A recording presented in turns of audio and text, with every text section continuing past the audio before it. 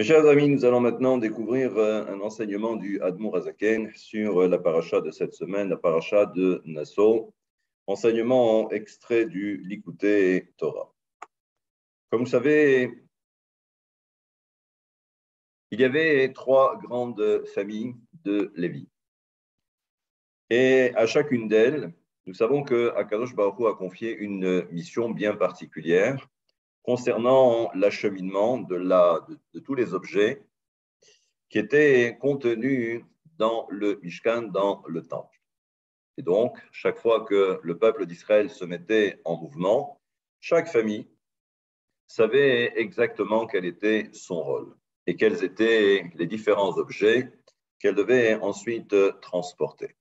Là aussi, comme vous pouvez certainement l'imaginer, ce n'est pas le fruit du hasard, ce n'est pas fortuit, et c'est que forcément, comme nous allons maintenant le découvrir grâce à cet enseignement du Admour Hazaken, nous savons qu'il y a ce qu'on appelle Keli Amishkan. Les Keli Amishkan, ce sont donc les ustensiles, les objets qui étaient liés au Mishkan. Il y avait donc tout ce que l'on pouvait appeler les karouchés à Mishkan, autrement dit, il y avait les fameuses poutres, mais au-delà des poutres, on peut imaginer que c'était toute l'ossature du Mishkan en bois, et tout autour, parce qu'ensuite il fallait recouvrir l'ensemble, c'est ce qu'on appelait les yeriot à Mishkan, donc les tentures qui étaient multiples. Et là aussi, comme pourrait l'expliquer le Ramchal sur justement chacune de ces tentures et également la qualité de chacune de ces tentures, eh bien, on ne rentrera pas dans le détail, mais on comprend donc qu'il y a cette ossature qui est recouverte par ce qu'on appelle les yeriot. Et maintenant, ensuite, à l'intérieur du Mishkan, donc il y avait ces différents objets qui étaient très importants, comme le Aaron, le tabernacle, autrement dit l'arche sainte, pardon, où il y avait également donc la menorah, le chandelier à 7 branches, et il y avait également ce qu'on appelait le misbéach. Il y avait le misbéach penimi, l'autel intérieur, donc qui se situait dans le Kodesh, et il y avait à l'extérieur, sur le parvis, il y avait également ce qu'on appelle le misbéach achitson. Donc il y avait l'autel extérieur, là où il y avait justement les fameux sacrifices. L'autel intérieur, c'est là où justement il y avait les encens. Donc il y avait également le shulchan, il y avait également la table sur laquelle on disposait les fameux 12 pains, de vendredi à vendredi. Et là, on peut comprendre que, comme l'enseigne justement le Admour Hazaken, c'est que c'est ce que l'on va retrouver également au niveau du corps humain. Il y a le squelette, donc autrement dit l'ossature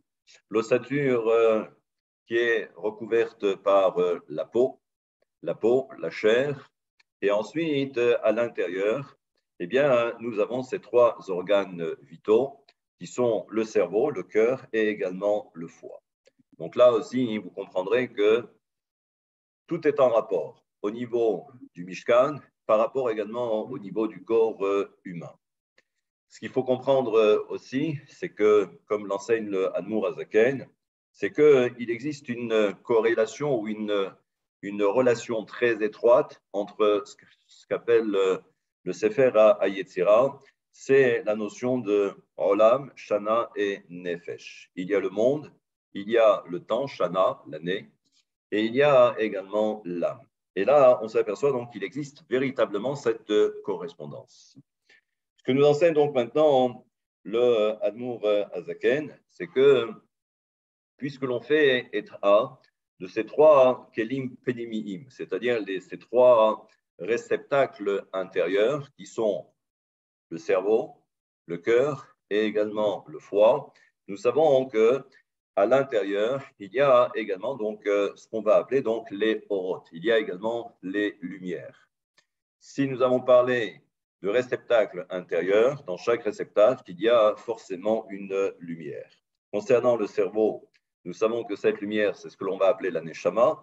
Au niveau du cœur, c'est ce qu'on va appeler le ruach. et également au niveau du foie. C'est ce que l'on va appeler le nefesh.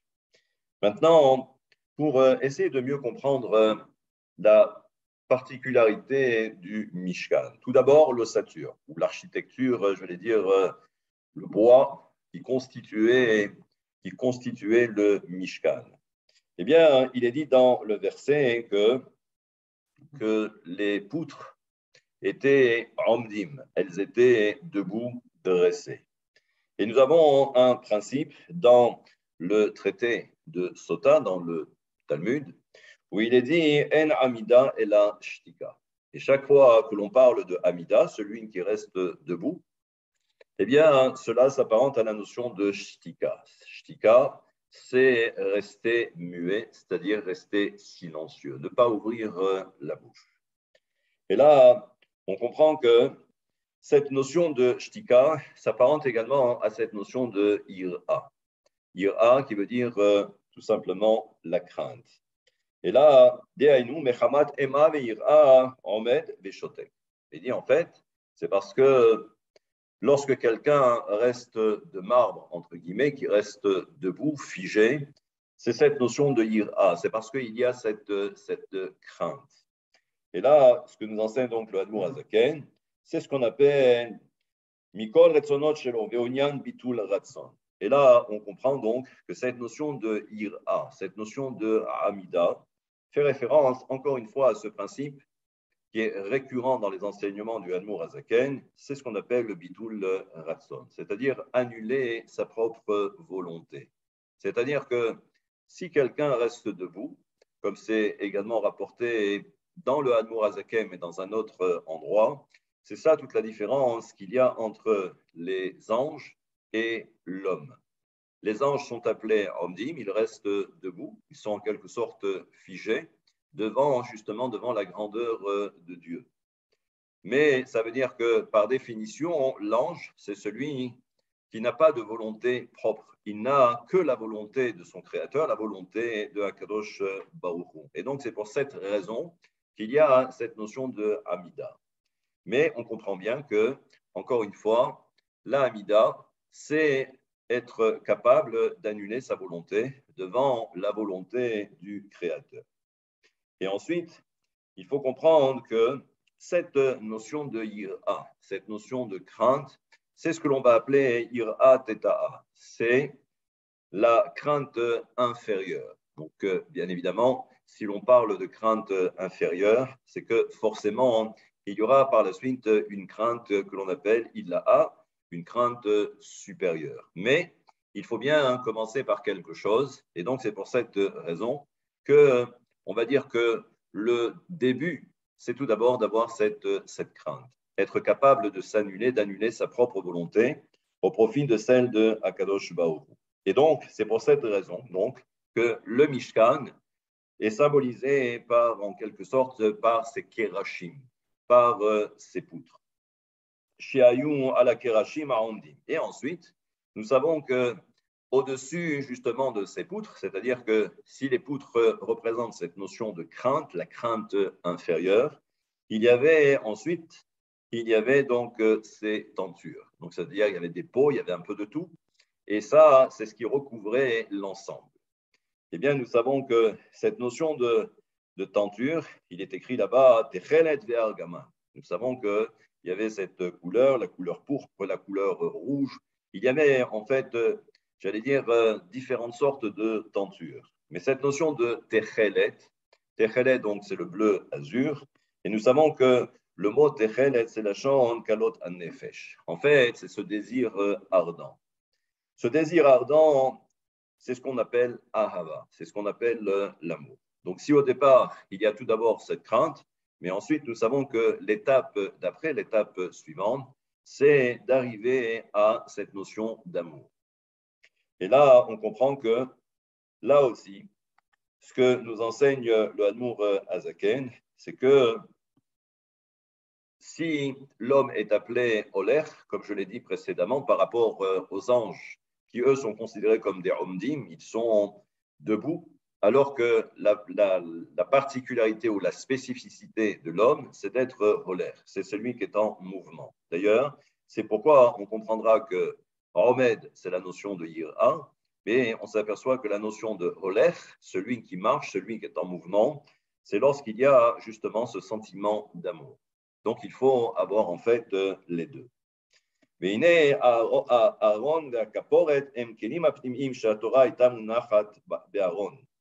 Maintenant, nous savons que, ensuite, puisque l'on a parlé, eh bien, j'allais dire de l'armature, on a parlé également des tentures, ce qui recouvrait l'ensemble. Maintenant, ce qui nous intéresse, c'est l'intérieur du Mishkan, du temple. Et là, donc, il y avait ce qu'on appelait donc le Haron, l'arche sainte, plus le caporet.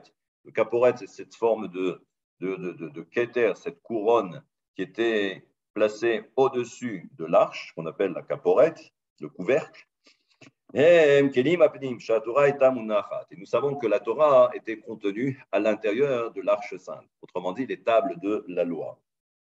Et nous savons que lorsque l'on fait référence à la notion de Torah ou au Raïta, nous savons que la Torah provient de cet endroit que l'on appelle Chokhmah.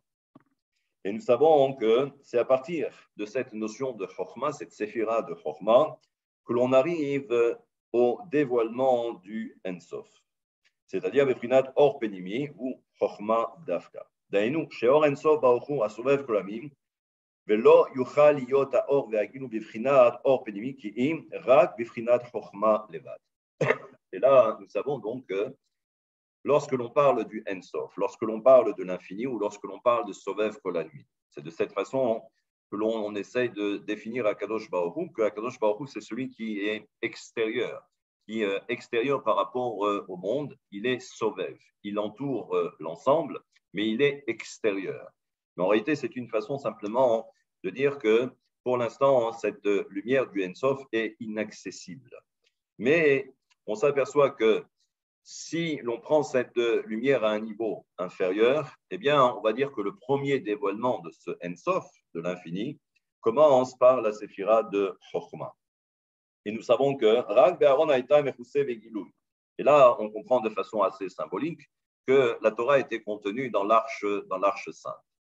Là aussi, c'était un endroit, on va dire, prestigieux, c'était le Kodesh HaKodashim, c'était le Saint des Saints. Mais nous savons qu'à un moment donné, si l'on considère que le Saint des Saints, c'est ce que l'on va appeler Sovev Kolamim, c'est cette lumière qui est inaccessible, mais cette Torah ou cette lumière se dévoilait à travers justement les lumières de la Ménorah. La Ménorah, c'est le chandelier à cette branche, et comme vous le savez, la Torah est appelée Torah Or, c'est la Torah de la lumière. Comme si, en fin de compte, ce dévoilement ne pouvait intervenir qu'à partir de la Ménorah.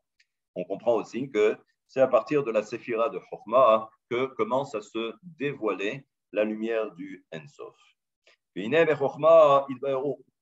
nous savons là aussi que, puisque l'on parle de Chokhmah, et là c'est un principe mystique, c'est que nous savons que tout le but du juif, par définition, à travers la Torah, c'est d'accomplir ce qu'on appelle le birour. C'est la notion de tri, mais au-delà du tri, c'est être capable de récupérer ce qu'on a appelé les netzutzot. C'est les étincelles divines. C'est ce qu'on appelle rapah. Ce sont les 288 étincelles. Et là, nous savons qu'il existe différentes façons, justement, d'accomplir ce birour. À travers, bien évidemment, la Torah, mais au-delà de la Torah, il y a les 613 commandements. Et nous savons donc qu'il y a les commandements positifs et il y a également les commandements négatifs. Dans les commandements positifs, c'est justement la première partie du verset dans Tehillim qui dit que l'homme doit faire le bien. Parasé tov. Les varer tov, c'est-à-dire qu'on doit récupérer le bien qui est contenu à l'intérieur justement des forces du mal, entre guillemets. Et lorsque je vais ensuite récupérer donc ce tov, ce bien, ces étincelles divines qui sont contenues pour l'instant dans la clipa, dans l'écorce, cela ne peut se faire, c'est-à-dire l'élévation de ces étincelles, ne peut se faire que par l'intermédiaire de la mitzvat assez, par le commandement positif. Mais les varer ara, et ensuite c'est de faire disparaître le mal. Aliédé, mitzvat lota assez. Et donc faire disparaître le mal par la suite, c'est à travers les commandements négatifs. Commandement positif, c'est récupérer le tov, et le commandement négatif, c'est justement faire disparaître eh bien, tout ce qui est négatif. Et nous savons donc que, en fait, le véritable birour, c'est par rapport à tout ce qui est intérieur. On va voir qu'est-ce que ça veut dire intérieur. Et là, on comprend qu'on fait référence ici à l'autel. Donc là, comme il est dit, l'autel, et nous savons que c'était sur l'autel que l'on offrait les sacrifices. Les sacrifices, et nous savons donc que lorsque on offrait le sacrifice, on l'offrait bien évidemment à Kadosh Baruch Hu, ça veut dire c'est comme si en fin de compte, à travers cet acte, on récupérait le tov, on récupérait le bien, et donc cela permettait ensuite d'élever l'ensemble. Et tout ce qui était au niveau cendre, c'est-à-dire que tout ce qui restait au niveau de la base de l'autel, eh bien, ça, c'était michutz. C'est-à-dire que cela, c'est quelque chose que l'on jetait à l'extérieur du Mishkan, ce qu'on appelle le Deshen. Et aussi, est à Deshen. Et là, on comprend aussi que à travers ce geste, lorsque l'on sortait ensuite, on expulsait ensuite cette notion de déchaîne, c'est-à-dire que tout ce qui restait, tout ce qui avait été ensuite consumé au niveau des sacrifices, tout ce qui restait au niveau de la base, eh bien, ça permettait également aux forces du mal de pouvoir ensuite quand même récupérer quelque chose. Et là, on nous dit donc, Aval, Benimit, Arapach, Netzutzim, Hayam, Idvaer, Venichlal, Ve'elat. Et ensuite, tout le principe, c'est que lorsque l'on réussissait à récupérer toutes ces étincelles à travers justement tout ce cheminement, eh bien, nous savons que toutes ces étincelles divines, ensuite, s'incluaient dans cette notion de Elakou, dans cette notion du divin. Et nous savons donc que la famille des Lévi'im donc, avait cette mission. Et on a vu que, en fait, chaque partie du Mishkan, qui correspondait justement à une de ces trois familles de Lévi'im, nous savons donc que chacun avait sa propre mission. Et là, on comprend. Et nous savons que les Kehat, la famille des Kehat, qui eux avaient pour mission justement de transporter tous les Kelim, tous les réceptacles à Pénimim intérieur. Et nous savons donc que la notion de Kehat, c'est la notion de Asefa. Le mot Kehat, c'est Asefa. Lou Kehat Amim, comme c'est dit dans le verset. Et là, on comprend que à travers justement tous ces objets qui étaient importants, que nous avons justement mentionnés, eh bien, on récupérait l'ensemble de toutes ces étincelles divines, d'où la notion de Kehat. C'est-à-dire que cette notion de Asefa, c'est rassembler justement tout ce qui a été perdu. Eh bien, c'est ce que l'on va maintenant récupérer.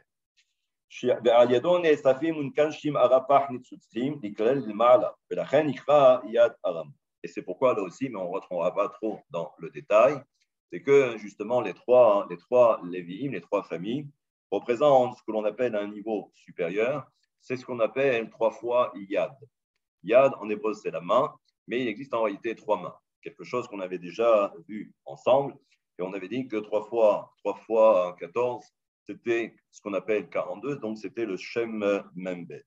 Et nous savons que tout le principe, grâce à ce Shem Membet, la particularité, c'est justement d'élever tout ce qui est en bas pour le faire remonter à sa source.